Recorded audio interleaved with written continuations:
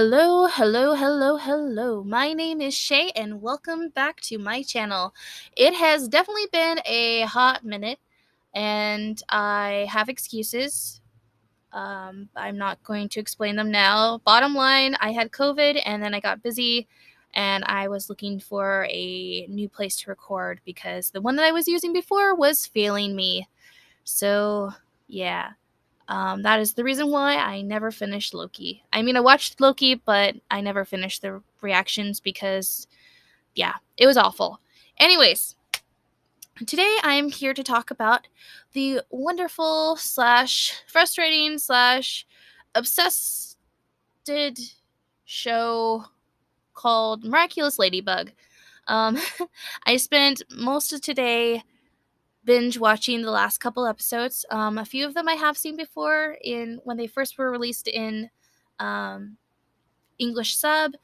This was kind of my first time watching them in dub, and I'm just here to talk about some things. I just watched Risk, and I just wanted to get my thoughts and feelings out. And like, I could have just talked to myself while walking around the room, but I figured why not make a video? Hence the reason why I am not video ready, presentable, and all that fun stuff. So I am sorry ahead of time. A little background. I've been a fan of this show for 6 years now. It's actually funny because I know the exact day that I first watched Miraculous Ladybug. It was February 13th, and I know that because I went and saw Deadpool that night. And I know it's kind of funny to think of those shows together. I mean, they're similar, but they're like on two completely different spectrums. And where most of the people were like, "Oh, super obsessed with Deadpool," I became super obsessed with Miraculous. And yeah, yesterday was actually my anniversary of binge watching all of season one, or well, I think up to Simon Says. That's like the episode that um was airing or had just aired when I was first watched it. But yeah, so happy anniversary to me when it comes to the show. 6 years. I've been through a lot. I was there when they kept pushing season two back. The release date, I was there when Nickelodeon had the rights. I was there when Laura, what's her face, was going to be Clara Nightingale and did the whole Miraculous video. I was there when Target had merchandise. And fun fact, Walmart now has merchandise. They have Miraculous dolls that I am dying to get. But that's just a side note. um, I cosplayed as Marinette and Ladybug. I convinced all of my friends to watch Miraculous. I've convinced my best friend to dress as both Alia and her own version of Cat Noir before. Um, to say that I am a fan is an understatement. I've made videos. I've wrote fan fiction. I've done fan art. I've read like a ton of fan fiction. Mary Chat for the win. I've been on Tumblr. I'm part of so many Miraculous groups. I was there when they went to San Diego Comic Con. I was there when they were going to do the live action Miraculous. I was there when they were going to do a musical Miraculous. I was there when they did the Instagram accounts. Just I am a huge fan, and like I've met a lot of the voice actors, the English voice actors. I got a couple of autographs from them, and I'm just a huge fan of this show. And so yeah, that's kind of my background when it comes to that. Yeah. So now that you know a little about me, I'm going to go into what I wanted to say. I want to start off by saying that I'm a pretty laid back person. There's a lot, it takes a lot for me to get upset and a lot for me to criticize and all that fun stuff. I know a lot of the fandom, they don't like the direction the show has taken. They don't like the way that Marinette's been written and or Cat Noir. There's there's a lot of division in the fandom right now when it comes to their favorite characters and the love square, Luca, Kagami, etc., Chloe, Zoe, etc., etc., etc. And so I'm a pretty laid back person. I pretty neutral when it comes to size. Like, I like my own stuff. I don't care what you like. You know, if you like something that I don't, that's fine. If you do, then great. I usually just follow along with what the show says. Um, so yeah, I'm pretty laid back. Um, Lady blah, blah, blah. Marinette was always my favorite character, and I do admit that she's no longer my favorite character, and Adrienne Cat Noir has kind of taken that slot. Um, but I don't think they've been giving her a little too much responsibility lately, and she has anxiety, and she's just kind of awkward. And I think the problem is that they've been showing too many flaws.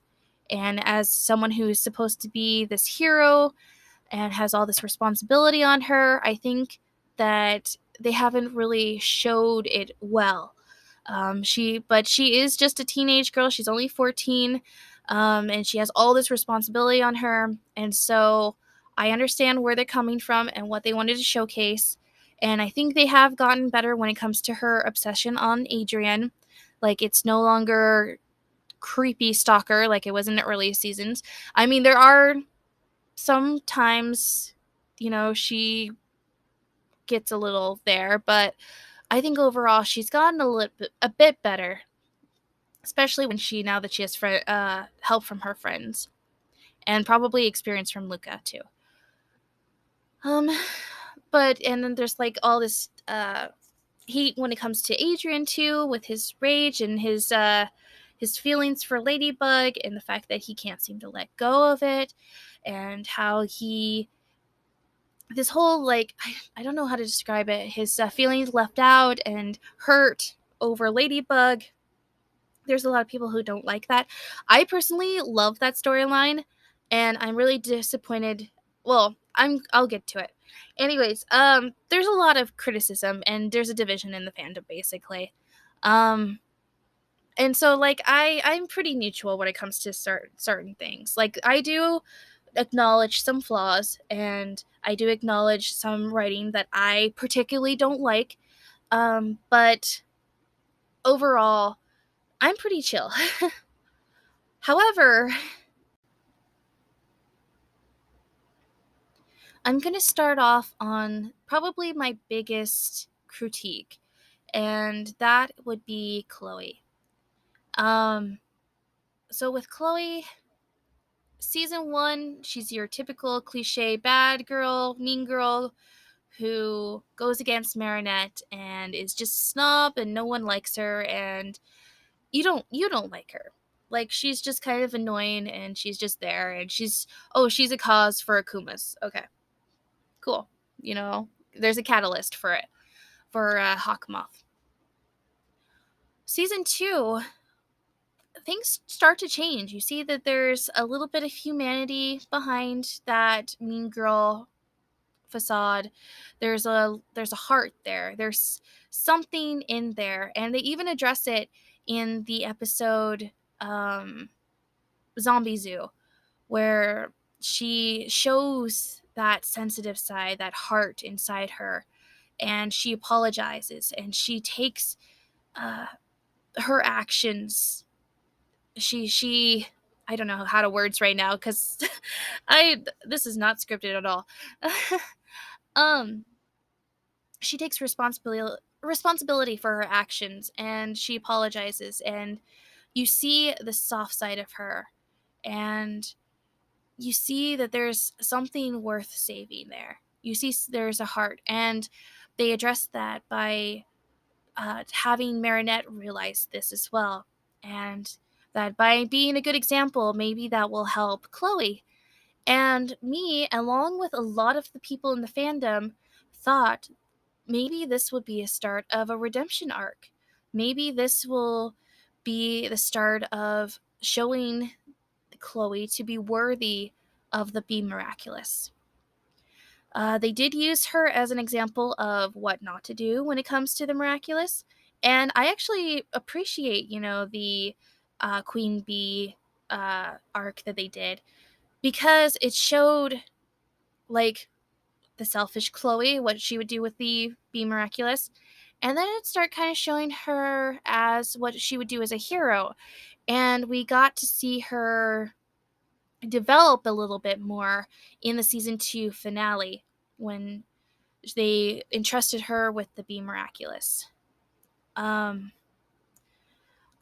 agree with them when it comes to not giving it back to her. She wasn't ready. She abused the power. Um, she wasn't ready for a miraculous when she found it. But that doesn't mean that she wouldn't have been able to earn it and prove herself worthy of it. Then Miracle Queen happened, and I do not like that season finale. I was disappointed. I just couldn't. Like like I said before, I'm a pretty laid back person. I'm a pretty, like, if they write something, like, oh, okay. I'm usually the one who gets excited over things. I was so mad that they were, like, giving Chloe all of this story and all of this depth only for them to take a step back. But after watching the finale, I watched another series, and this is going to be spoilers if you haven't seen it, for Avatar: The Last Airbender. And I watched Zuko and his redemption arc. And I love that arc so much. That was like a high example of a redemption arc. And I thought, well, maybe since they had Chloe take a step back, maybe that was her version of when I can't speak right now. I am so sorry. When Zuko, I feel like I'm not saying his name right. Zuko, there we go. I don't know why. Ooh. When Zuko, I don't want to say that. Zuko sided with Azula and went back to the Fire Nation. I thought that this was a step backwards in order for her to uh, go forwards. I thought it would be well, my brain is not with me right now. I'm just rambling. um I thought it would be a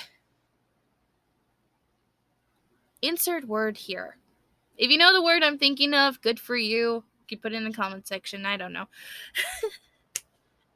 um but yeah, I thought, like, maybe she'll have a step back, realize her mistake, and then come back and be able to fully embrace this redemption and fully embrace the Queen Bee persona, excuse me, and be able to finally become the Queen Bee we all know she could be someday, and overcome the way she was raised, her spoiledness, her meanness, and become someone worthy. Insert season 4. She is back to season 1 Chloe, and it's like they wanted her to become Lila. Like, they set up Lila really well. The only problem with Lila is the fact that they don't use her enough. They only show her, like, in the finales and at the end of the seasons. And I would have preferred her to be, throughout. It's almost like they wanted Chloe to be Lila, and they regretted having Lila and wanted to combine the two. So they made her Hawkmoth's accomplice. And, like, if she was just the same old Chloe from season 1, then yeah, I would have totally seen it. Like, oh yeah, makes sense that she would work with Hawkmoth, especially since she caused so many Akumas. But that's not the case. We saw growth. We saw this whole arc with her. So it's just frustrating that she just reverted back to that person. And then they introduced Zoe. And this is where me and the fandom kind of differ a little bit. I don't like Zoe that much. I mean, she's cute. She has a cute design. She seems sweet. But you know what she is. She's just a fill-in for the Queen Bee, for the Bee Miraculous.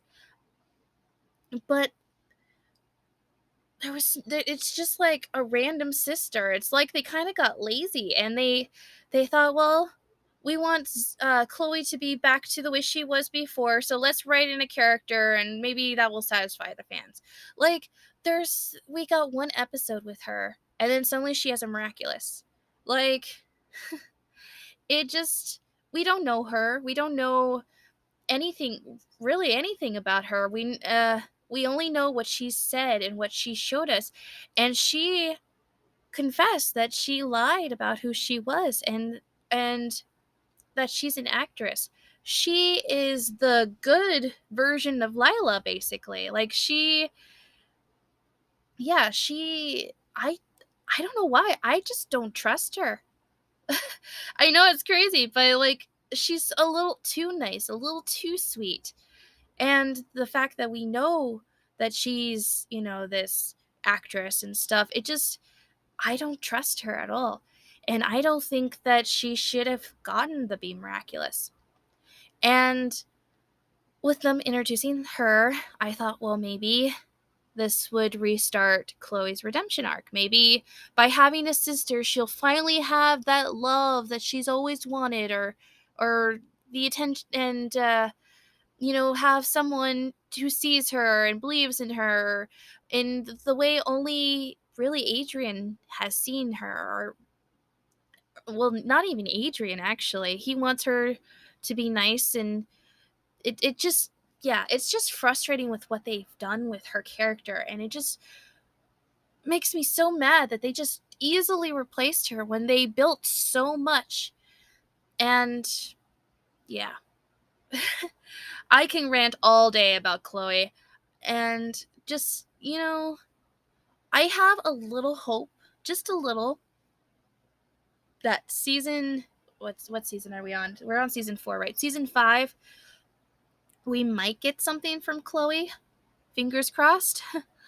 But I highly doubt it at this point. We did see her and Lila teaming up at the end of the soccer episode, and was it the end of Risk? I don't know what to think. Like, I should have seen it coming. Like, it makes sense. I just, I had high hopes for Chloe. I really did. And, like, this makes sense, but at the same time, yeah, I'm just disappointed overall. Next, I want to talk about just season 4 in general. Overall, I've enjoyed every episode. I've liked everything that's happened. I freaked out over everything that's happened. But I felt like they packed it too much. Like, it was too full. And I made notes. This is just everything I can think of that happened this season. We had the whole Luca and Kagami thing. We had Alia finding out about Marinette. We had Luca finding out about both Marinette and Adrian. We had Adrian finding out about Nino and Alia, and the whole Alia undercover stuff, and her telling Nino about it, and having that secret from Marinette. And then we have the whole Felix drama, and the whole family drama between him and Gabriel, and the whole rings thing that's going on. And then we have the family drama that was with Jagged Stone and Luca and oh wow, I am blanking on her name right now. Julika and their mother, and then the whole Chat Noir being sidelined storyline. And then there's the whole guardian watching over a Marinette, or I don't even remember what he's called. He only appeared like 2 or 3 times, and it's kind of like, why have him if it's like he's kind of a useless character, to be honest with you. And so it's frustrating. And then there was the whole Cat Noir being silent thing. I know I already mentioned it, but I think that was like probably my favorite arc of the season, and the whole build up, because it wasn't just build up this season. It had underlining points throughout, I think, like since season 2. And yeah, I generally really liked it. I really hope that it's not resolved. We had the Catwalker episode, and I liked it, but I felt like the ending was too open-ended, and her kissing him on the cheek in Risk, I don't think that's the end of it. And I really hope it's not the end of it, because if it was, I don't like the way they resolved it. But anyways, so yeah, it had like a lot going on this season, and yeah, it felt like too much was going on, and it was hard to focus on just one thing and one plot. And I felt like they should have spread it out a little bit more, like maybe have Alia finding out last season, and maybe take the load off once she figured out she was Guardian. I don't know, but either way, it just was too much. And the whole akumatized victim fighting against Hawkmoth's control, I feel like they've used that too much. It used to be special. It used to be like, oh wow, look at them, they were able to break free. Now it's like every episode, oh, they broke themselves free. And then the whole Lucky Charm shield protector from Hawkmoth and the akumatation, which proved to be useless now that Hawkmoth can create the Mega Akumas.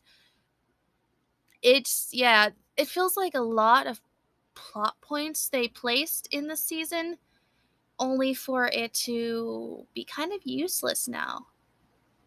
And I don't know where I'm going with this right now. There's just a lot that's going through my head. I liked all the points. I just wish they were spaced out more. Yeah.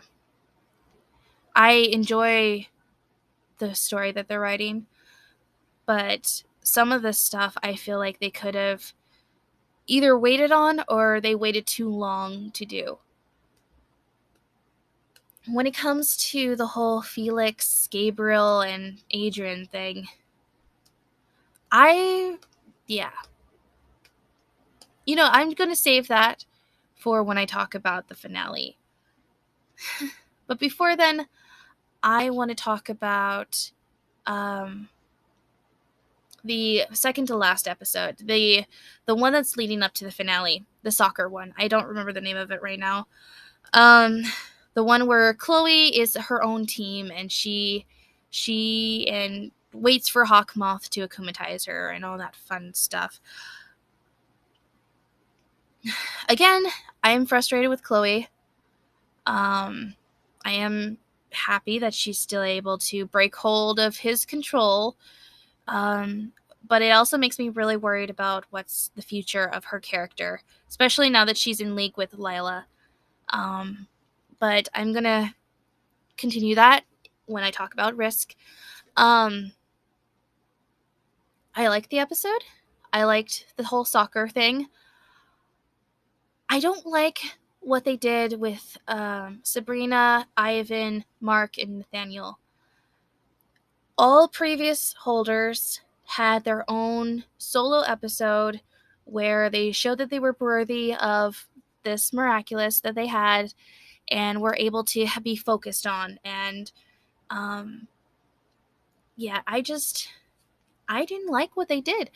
It was too rushed, and you knew it was just a way for them to have the miraculous so that they can use it for the finale.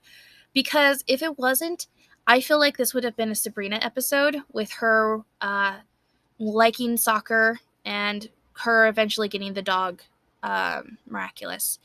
I hope in season 5 we get solo episodes with them, and them being able to use the miraculous to help a situation and show why those miraculouses were chosen for them. Though in some cases it was kind of obvious, especially when it comes to Nathaniel's. But yeah, it kind of seemed like they ran out of ideas when it comes to miraculouses as well. Like the whole resistance with the bull. Was it the bull? Yeah, I think it was the bull miraculous. Or choosing any power. Or creating anything. You know, that's it seems kind of out of sorts a little bit.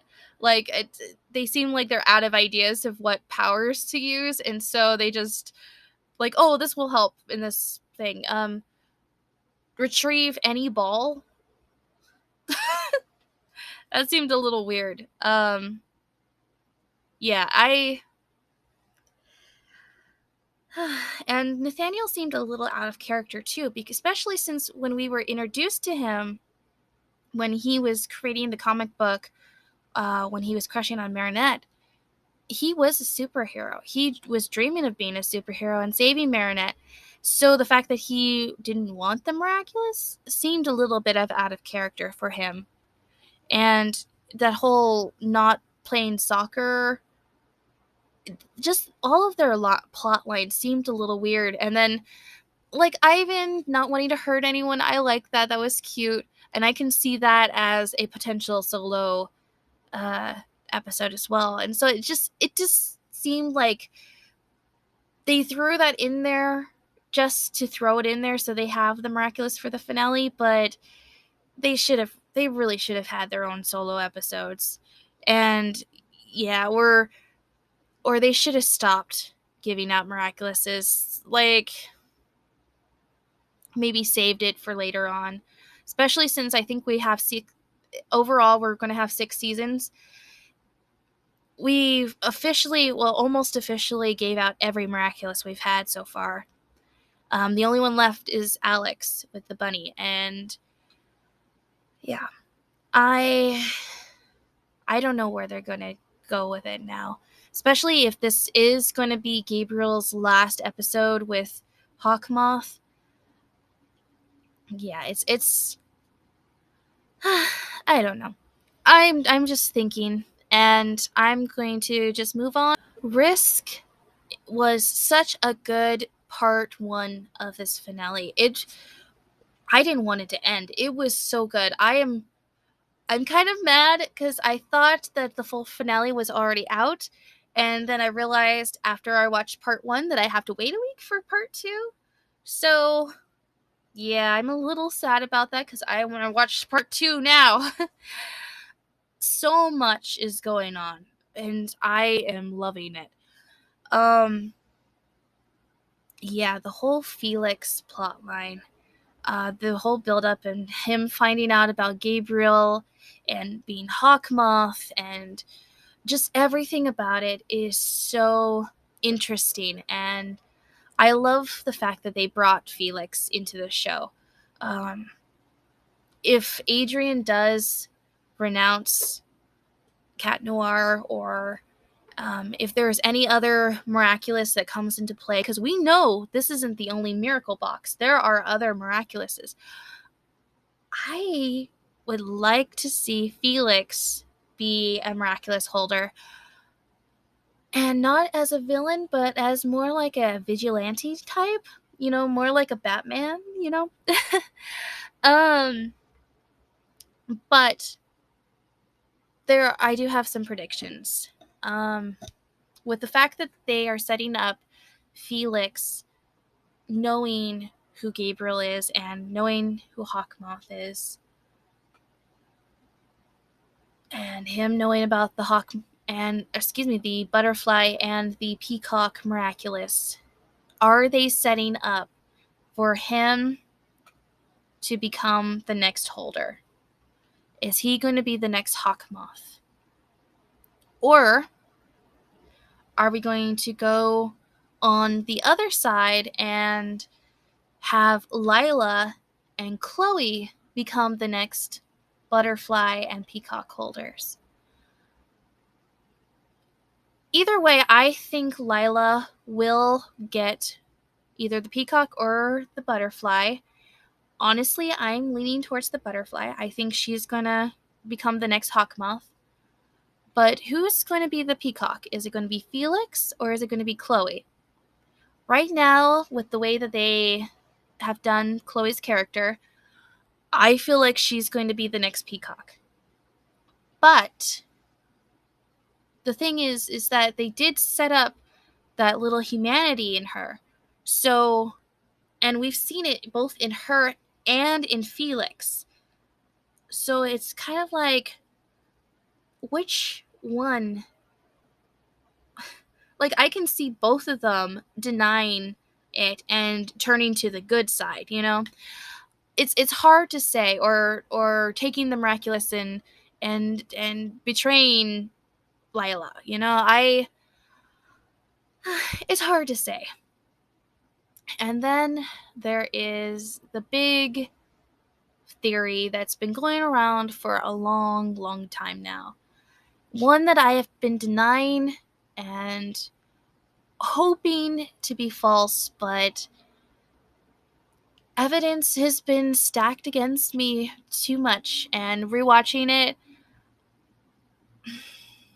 I think they are going to do the Sente Monster plotline. It's just so weird because we have both evidence stacked for it, but also we have a little bit that denies it, like the fact that Cat Noir has cataclysmed himself and he didn't go into a frenzy or not and whatnot, and the fact that I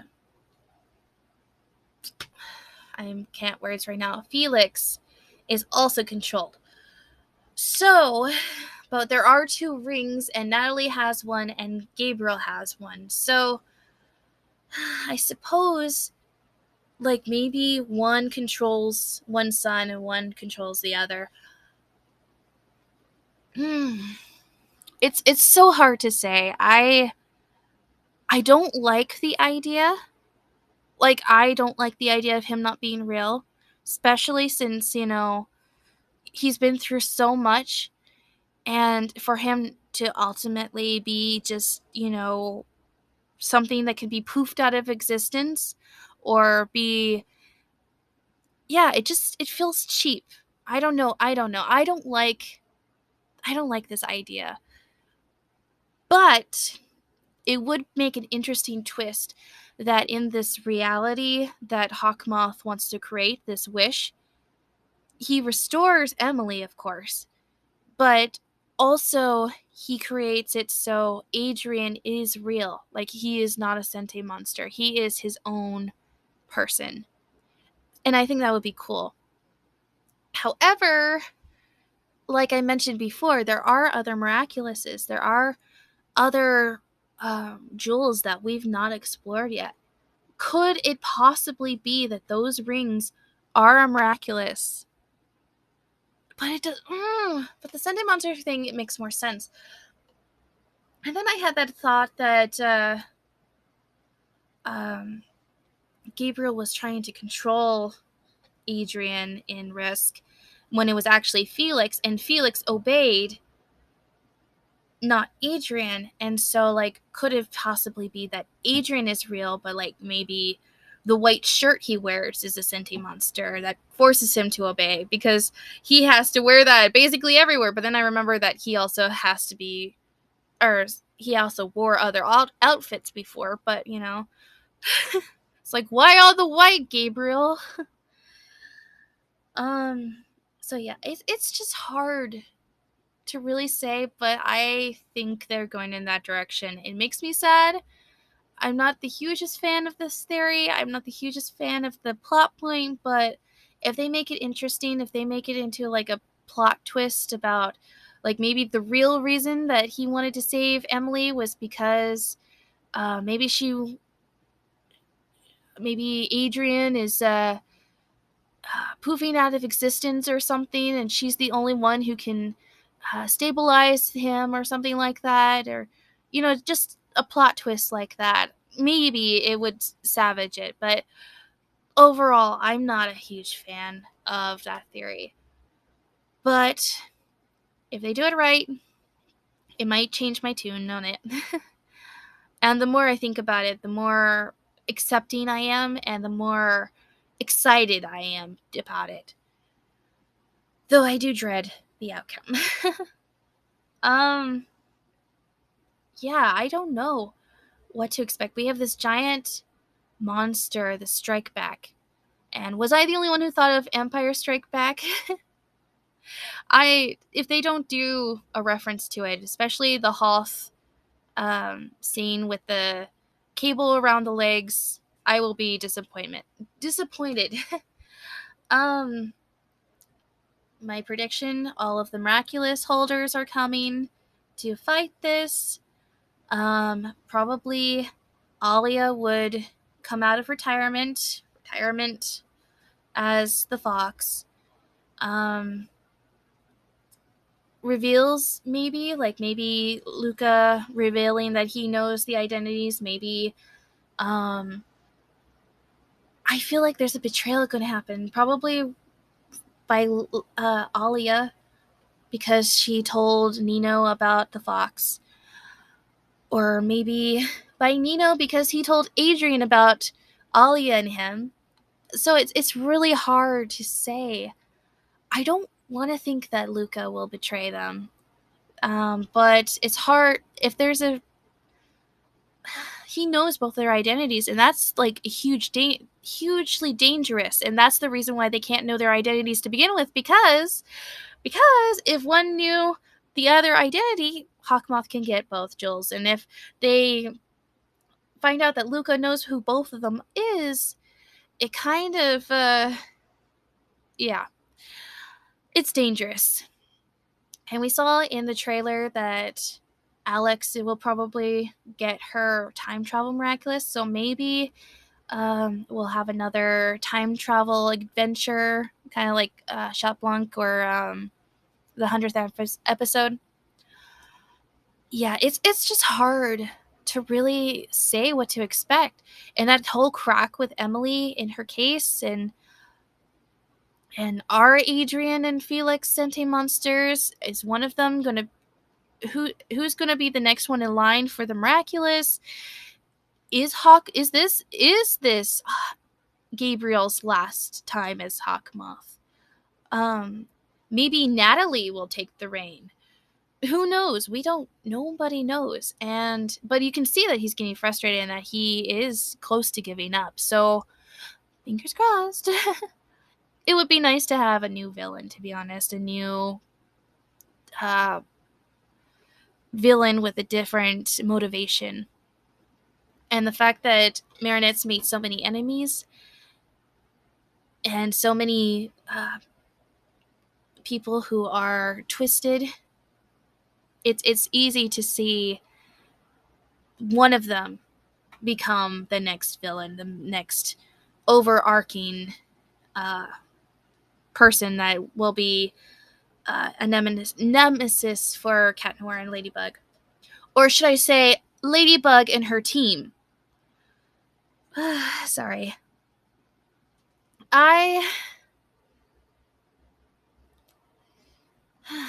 Cat Noir has always been her partner. They made that clear. Now he's just the first one on the team. And her favorite, which she gave him a kiss.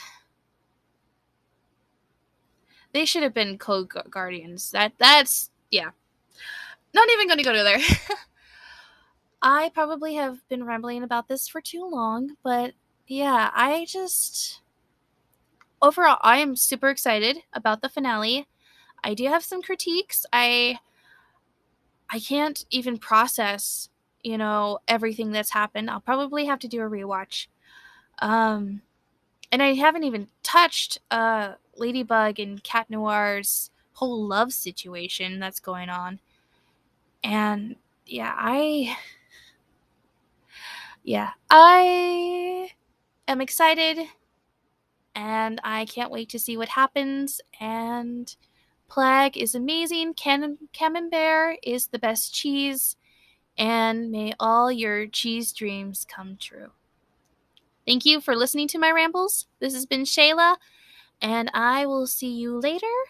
And hopefully it won't take me too long to make another video someday. Thank you for listening. Bye.